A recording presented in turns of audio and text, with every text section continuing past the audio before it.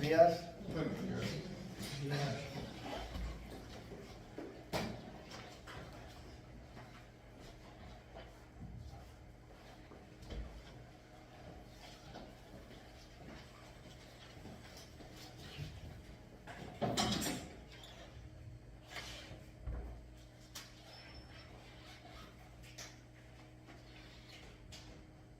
Bueno, no sé si conocéis o habéis oído hablar de ciertas doctrinas cristianas o incluso alguna iglesia cristiana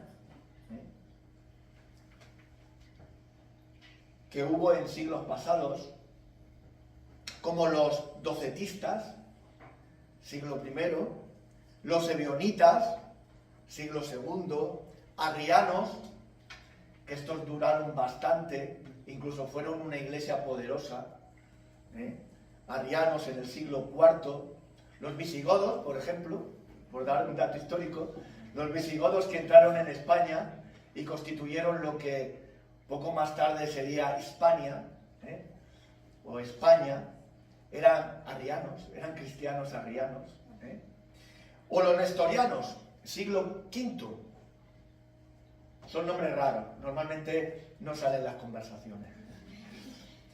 O los de una doctrina antigua con nombre nuevo, estos sí son más conocidos y son más cercanos a nosotros. Los testigos de Jehová, que nacieron a mediados del siglo XIX, o los mormones, que nacieron también a mediados finales del siglo XIX. Pues todos estos, estos que son antiguos y los que son más modernos, tienen una cosa en común. Y es que no creen que Jesús es Dios. Unos lo defienden de una manera, otros lo defienden de otra, pero básicamente niegan que Jesús sea Dios. ¿Y esto es verdad? ¿Tienen razón ellos y nos equivocamos nosotros? Pues vamos a Mateo, Evangelio de Mateo, capítulo 26, del versículo 57 al 67. Evangelio de Mateo, capítulo 26, versículo del 57 al 67. Dice la palabra del Señor: los que apresaron a Jesús lo llevaron ante el sumo sacerdote Caifás, donde se habían reunido los escribas y los ancianos. Pedro los siguió de lejos hasta el patio del sumo sacerdote. Entró y se sentó con los guardias para ver el fin. Los principales sacerdotes, los ancianos y todo el concilio buscaban falso testimonio contra Jesús para entregarlo a la muerte. Aunque se presentaban muchos testigos falsos, no lo hallaban. Pero al fin comparecieron dos de estos testigos que dijeron: este afirmó, puedo derribar el templo de Dios y en 3 días reedificarlo. Se levantó el sumo sacerdote y le preguntó: ¿no respondes nada? ¿Qué testifican estos contra ti? Pero Jesús callaba. Entonces el sumo sacerdote le dijo: te conjuro por el Dios viviente que nos digas si eres tú el Cristo, el Hijo de Dios. Jesús respondió: tú lo has dicho, y además yo os digo que desde ahora veréis al Hijo del Hombre sentado a la diestra del poder de Dios y viniendo en las nubes del cielo. Entonces el sumo sacerdote rasgó sus vestiduras y exclamó: ha blasfemado, ¿qué más necesidad tenemos de testigos? Ahora mismo habéis oído su blasfemia. ¿Qué os parece? Y ellos respondieron: que es reo de muerte. Y empezaron a escupirle en el rostro, le daban de puñetazos y lo abofeteaban diciendo: profetízanos, Cristo, ¿quién es el que te ha golpeado? El Señor sufrió durante este tiempo 2 juicios. Uno religioso, en este caso, ante los gobernantes judíos, el sumo sacerdote, la familia de sacerdotes, los escribas, los ancianos, y un juicio civil posteriormente, al amanecer, con las autoridades romanas. Los miembros del Sanedrín estaban reunidos en casa del sumo sacerdote. De ordinario, a los acusados se les daba la oportunidad de preparar su defensa. Sin embargo, esta vez, delante del Señor Jesucristo, privaron al reo de cárcel y de justicia, privándole de todas las garantías judiciales. Porque sabemos, por los 4 evangelios, que todo se hizo rápido, corriendo, en plena noche, lo cual, como cualquier juicio, con las mínimas garantías en el mundo, no se hace en plena noche y corriendo.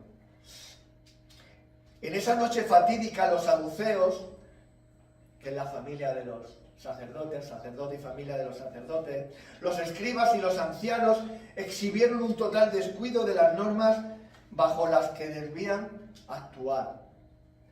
No debían reunirse de noche ni durante una festividad. No debían sobornar a los testigos, como es lógico. No se debía emitir una sentencia de muerte hasta haber transcurrido una noche, por lo menos, para dar tiempo de pensar, digamos, en frío, ¿no?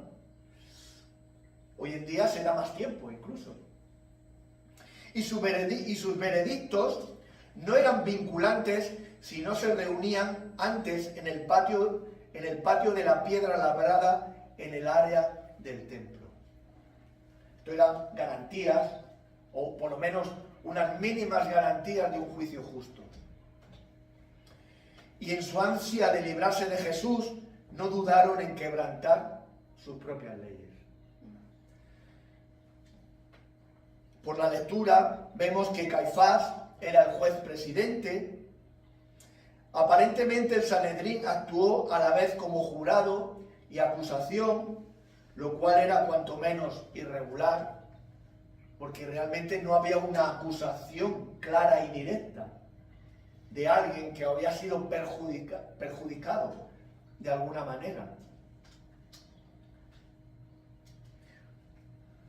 Los gobernantes judíos tuvieron graves dificultades para encontrar falsos testimonios contra Jesús.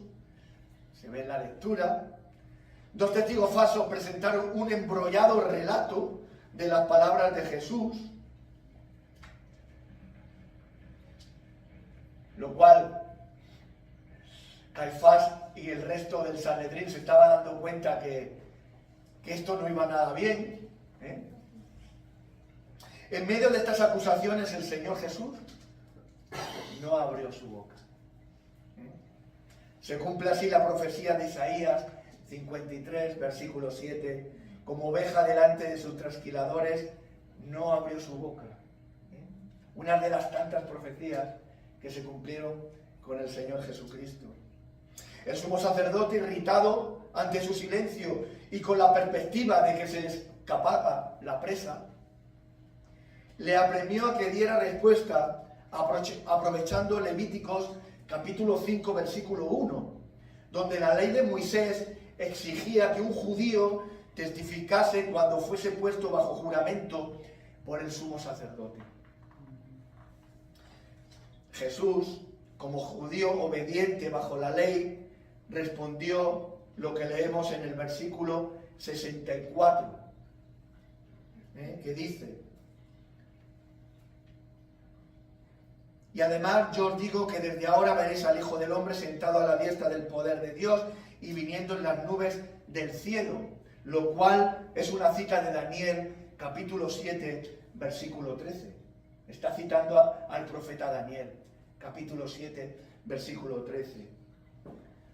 Y esto mismo es esta vaticinio o profecía es ratificada en Hechos, capítulo 1, versículo 9 al 11, por un ángel ante los apóstoles, o por el apóstol Juan, el Apocalipsis, capítulo 1, versículo 7, que Jesús vendría con las nubes del cielo.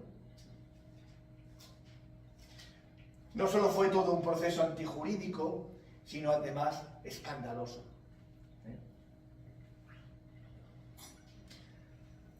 Entonces dice el versículo 65, entonces el sumo sacerdote, rasgando sus vestiduras, exclamó: «Ha blasfemado, ¿qué más necesidad tenemos de testigos? Ahora mismo habéis oído su blasfemia. ¿Qué os parece?». Y ellos respondieron: «Es reo de muerte». ¿Realmente era tan grave lo que Jesús acababa de decir? Lo que hemos leído en el versículo 64. Para que se pusieran así, ya irritados y rasgándose la ropa y dando una sentencia de muerte. ¿Realmente era tan grave que él iba a venir? Que veremos al hijo del hombre sentado a la diestra del poder y viniendo con las nubes del cielo. Ser Mesías, proclamarse Mesías, no era blasfemia. Antes de Jesús hubo muchos Mesías. Y después de Jesús siguió habiendo Mesías. Y si no recuerdo mal, hasta el año 2000 se presentó un Mesías en la comunidad judía de Brooklyn, que luego murió. Y ya vieron que no era tan Mesías, ¿no? Pero antes de Jesús y después de Jesús ha habido muchos Mesías. Eso no era una causa de condenación, ¿no? Un Mesías, en definitiva, es alguien que Dios ha ungido para una misión especial y particular. En la misma escritura vemos dos Mesías, en Hechos capítulo 5 y en Hechos capítulo 21. O un tal Simón Bar Kokhba, que significa hijo de la estrella, haciendo alusión a Números 24, versículo 17, que se levantó como Mesías en la última guerra de los judíos contra los romanos del año 132 al año 136, después de Cristo. Entonces, ¿dónde está el problema? De esa reacción del Sanedrín. Pues lo voy a decir.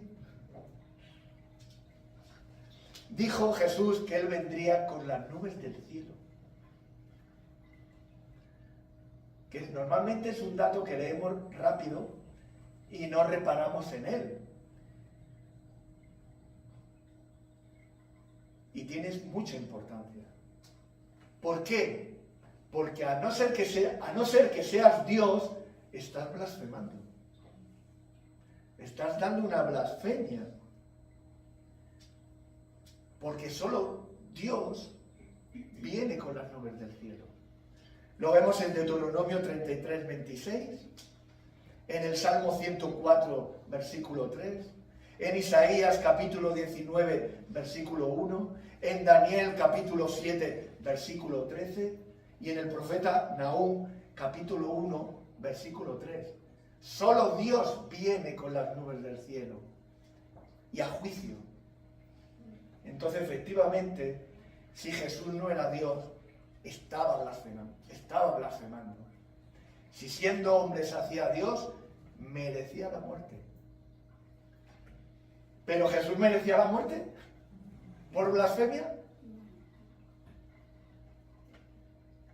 Jesús es Dios. Y os lo voy a defender, lo que acabo de decir. ¿No? Atentos a estos datos que sirven para defender nuestra fe, porque nosotros defendemos que Jesús es Dios. Dios, sin apellidos y sin añadidura. Jesús es Dios. Aunque aquí solo voy a dar una pequeña muestra o ejemplos de que Jesús es Dios, porque además buscando los más fáciles de recordar para nosotros. Porque seguro que os ha pasado, os pasará, que dirán: no, Jesús no es Dios. Y tú dirás: no, sí, Jesús es Dios. Y la Biblia lo defiende. Y te dirá: bueno, pues, demuéstramelo. Pues voy a dar unos pocos ejemplos y los que yo creo que son más fáciles de recordar. En los cuatro evangelios a Jesús se le llama Hijo de Dios. Y además es interesante este dato porque se lo llaman unos judíos, acérrimos monoteístas, que solo creen en un solo Dios. Hoy Israel, Jehová nuestro Dios, Jehová uno es. Y sin embargo defienden que Jesús es el Hijo de Dios y que está entre ellos. Es decir, que Dios está entre ellos. Jesús usó expresiones aplicables solo a Dios. Yo soy la verdad, yo soy el camino, yo soy la puerta, yo soy la vida, yo soy la resurrección, yo soy el Mesías, yo soy el Hijo del Hombre. Y esto es importante porque el Hijo del Hombre es un término, un nombre que viene en Daniel capítulo 7 y hace referencia a Dios. Hace referencia a Dios. Porque además, como os he comentado, este Hijo del Hombre viene en la nube, en las nubes. Y en las nubes solo puede venir Dios. Es lo que enseña toda la Escritura. También el Señor Jesús dijo, nadie viene al Padre sino por mí. El que cree en mí no morirá eternamente. Jesús dijo que Él tenía poder para perdonar pecados. Y si recordáis, los fariseos querían apedrearlo, porque dijo que podía perdonar pecados. ¿Y quién solo puede perdonar pecados? Dios. Los fariseos lo entendieron perfectamente lo que estaba diciendo, que Jesús era Dios. Y por eso quisieron apedrearlo. Entendieron perfectamente lo que acababa de decir. Muchos le llamaron hijos de Dios. Un centurión romano, por ejemplo, Mateo capítulo 7, versículo 54, e incluso los demonios lo reconocían como hijo de Dios. Mateo capítulo 8, versículo 29. Entonces, con este pequeño ejemplo, porque he dicho, hay muchos más a lo largo de todas las Escrituras, y particularmente en el Nuevo Testamento, ¿cómo dicen algunos que Jesús nunca dijo que Él era Dios también, por ejemplo? También muchos defienden, es que Jesús nunca dijo que era Dios. Eso es una doctrina que se ha hecho con los años y que inventaron los discípulos. ¿Es verdad esto? No, no es verdad. 3 ejemplos. Antes que Abraham fuese, yo soy. Juan capítulo 8, versículo 58. Yo y el Padre uno somos. O lo que dicen algunas traducciones, yo y el Padre una sola cosa, una misma cosa somos. O somos la misma cosa. También dice otras traducciones. Juan capítulo 10, versículo 30. El que me ha visto a mí, ha visto al Padre. Juan capítulo 14, versículo 9. Y por supuesto, este texto que hemos leído en Mateo 26, de que Él vendría, que Él estaría a la diestra de Dios y vendría con las nubes del cielo. ¿Saber esto es importante? Claro, es muy importante. Pues, por ejemplo, para no decir la tontería de que Jesús era un gran hombre o un gran maestro. Porque si fuera un gran hombre o un gran maestro, Él afirmó ser Dios y tener un poder infinito y poder hacer otras muchas cosas que solo puede hacer Dios. Y si no lo era, entonces era un mentiroso o un loco, y no un gran hombre ni un gran maestro. Lógico, ¿verdad? O que él era un ángel. Algunos dicen, no, en realidad era un ángel. Pues en Hebreos capítulo 1, versículo del 5 al 14, ahí dice que Jesús no era un ángel. Y lo argumenta. Por ejemplo, una lectura rápida, no vamos a leer los 10 versículos.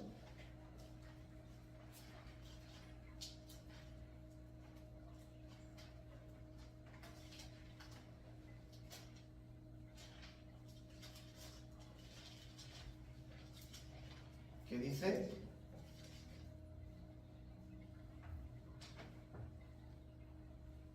porque ¿a cuál de los ángeles dijo Dios jamás: mi hijo eres tú, yo te he engendrado hoy?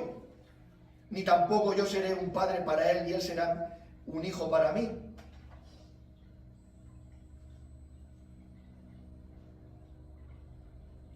Por ejemplo.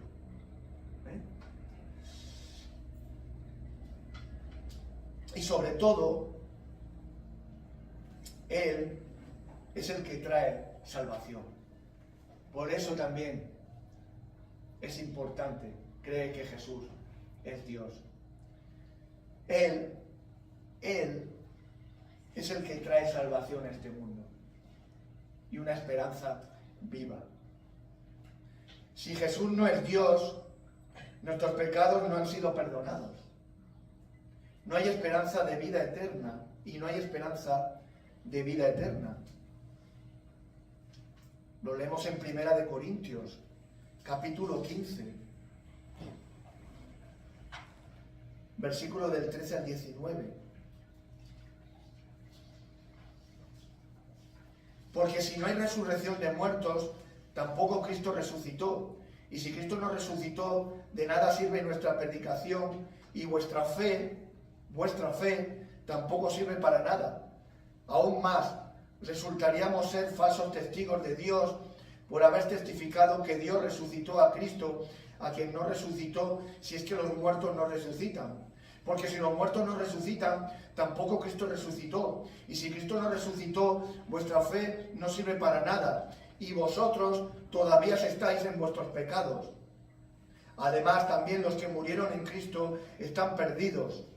Si todo cuanto esperamos de Cristo se limita a esta vida, somos los más dignos de lástima de todos los seres humanos.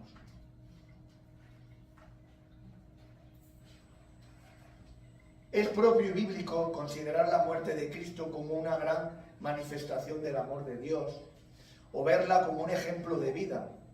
Pero si el significado de la muerte y posterior resurrección de Cristo consistiera solamente en estas cosas, de un buen ejemplo, no habría valor eterno alguno en ella. Tiene que proveer una sustitución y un pago por el pecado, si no, el ejemplo de Cristo por sí solo significa bien poco, como acabamos de leer en 1 Corintios capítulo 15. La expiación por sustitución significa simplemente que Cristo sufrió como un sustituto por nosotros en la cruz. Es decir, en vez de nosotros. Lo que fue un beneficio de nosotros al proveer por nuestros pecados. El justo por los injustos, como dice 1 de Pedro, capítulo 3, versículo 18. Solo podríamos expiar nuestros pecados si pudiéramos sufrir eternamente por la penalidad de nuestro pecado. O si cumples toda la ley. Si cumples toda la ley de Dios, puedes darte por salvado. ¿Has cumplido toda la ley de Dios? ¿Cumples toda la ley de Dios? Incluso te diría más, ¿conoces cuáles son todas las leyes y mandamientos de Dios?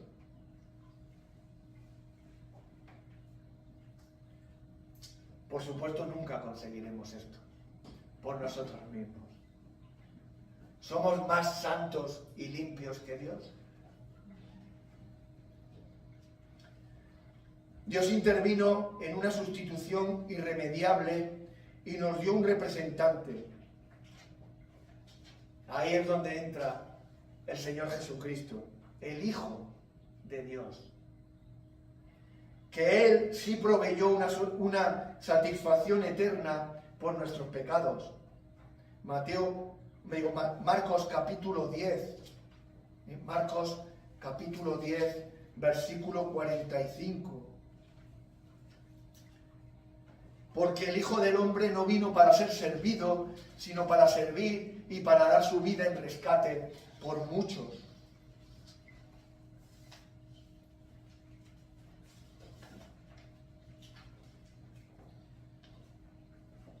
Pero esta salvación no es gratis. Esta salvación no es gratis, como algunos piensan. Y por eso no la valoran. Dice, ¿cómo va a ser tan fácil? Ni es gratis ni es fácil, porque costó la sangre de Jesús, del Hijo de Dios, en la cruz. No es gratis, ni es fácil ni barata, pero sí es un regalo. Pero sí es un regalo de parte de Dios. Si te arrepientes de tus pecados y crees en el Evangelio.